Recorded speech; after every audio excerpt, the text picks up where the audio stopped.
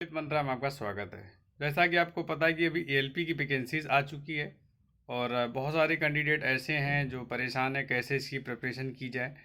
तो मैं आपको बता देता हूं कि मैं ऑलरेडी सिलेक्टेड हूं और मैंने 3 बार रेलवे का एग्ज़ाम क्रैक किया है, ठीक है। जिसमें एक एएलपी का है, एक ग्रुप डी का है और एनटीपीसी का। फाइनली मैं एनटीपीसी के थ्रू सेलेक्ट होकर लेवल 5 में सीनियर क्लर्क कम टाइपिस्ट की पोस्ट पे आज की डेट में commercial branch DRM office Bangalore division में पोस्टेड हूँ। यानी कि मैं डीआरएम ऑफिस में वर्किंग हूँ अभी फ़िलहाल बेंगलोर में ही रह रहा हूँ। तो ये है मेरी कहानी। ओवरऑल मैंने 3 बार इसको क्रैक किया है। क्या मेरी स्ट्रेटजी रही है, हो सकता है कि मेरी स्ट्रेटजी आपके भी काम आ जाए। बेसिकली आपको पता है कि मैं मैथ का एक टीचर रहा हूँ तो मैंने करीब 10 साल मैथ पढ़ाई है, तो मैथ में तो मेरा ज़्यादा इशू नहीं होता रहा है। तो एग्ज़ाम में ज़्यादातर मैथ में कोई इशू नहीं रहा है। जैसे रीजनिंग में भी तो मैंने क्या है, मैथ रीजनिंग दोनों साथ में पढ़ाई हुई हैं, ठीक। तो फिर भी मैंने तैयारी तो की होगी ना स्टार्टिंग, तो मुझे तो ऐसा तो है नहीं कि सबको आता ही होगा। तो अभी मैंने बस 3 से 4 किताबें फॉलो की और दूसरा मैंने एसटी अच्छी खासी दी हैं और सभी एग्ज़ाम मेरे अच्छे खासे निकले हैं। जैसे एलपी का दिया था तो भी मेरा अच्छा खासा स्कोर था। बस किसी कंडीशन से मेरा मेंस छूट गया था। यानी कि मेंस का पहले क्या था, 2018 की वैकेंसी में आपको पता हो शायद कि वो जोन चेंज करने का ऑप्शन आया। तो पहले मैंने सिकंदराबाद से अप्लाई किया था, बाद में मैंने गुवाहाटी से उसको चेंज कर दिया था, ठीक है। तो अब मेरा मेंस का एग्ज़ाम आज छूट गया था उसके चक्कर में, तो उसमें कुछ होना नहीं था जब एग्ज़ाम ही छूट गया मेंस का। तो टीयर 1 मेरा निकला था मेंस का एग्ज़ाम छूट गया था तो उसका प्रोसेस फिनिश। फिर मैंने ग्रुप डी का एग्ज़ाम दिया, ग्रुप डी में भी फाइनल हुआ। एनटीपीसी का एग्ज़ाम दिया, एनटीपीसी में फाइनल हुआ। फाइनली मैंने एनटीपीसी को ज्वाइन कर लिया। अभी मैंने क्या क्या फॉलो किया इन सबको आपको पता है कि इसमें साइंस का भी रोल एएलपी में अच्छा खासा रहेगा। तो साइंस के लिए मैंने क्या किया, पहले तो बेसिक किताबें जो हाई स्कूल तक आती हैं उनको आप थोड़ा सा देख लें। और साथ ही साथ एक स्पीडी की बुक आती है मार्केट में। पहले जब क्या है ना, ये जो अभी जो है ना इसका सिलेबस थोड़ा चेंज हुआ है, ग्रुप डी का हो चाहे एनटीपीसी। पहले के एग्जाम में जीएस बहुत ज़्यादा आती थी, अभी क्या है उसको डिवाइड कर दिया है।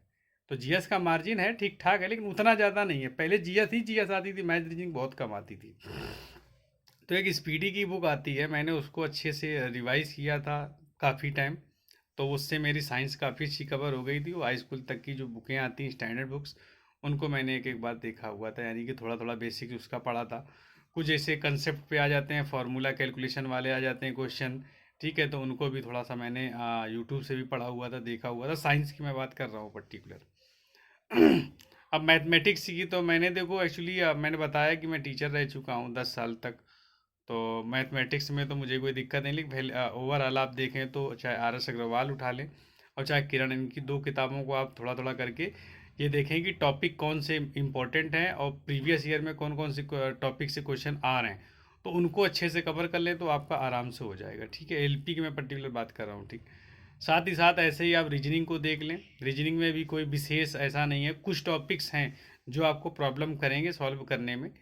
तो उनको आप अच्छे से बस उन्हीं को कवर कर लें, ठीक है। जीएस की बात करें तो जीएस हमने जो किया है वो लूसेंट से पूरा किया है। लूसेंट के अलावा मैंने वैसे स्टेट पीसीएस की भी तैयारी की हुई है। लेकिन फाइनली मैं बता दूं कि उनकी कोई विशेष हमें ज़रूरत नहीं पड़ी, बस लूसेंट को अच्छे से हमने रिवाइज किया बहुत बार।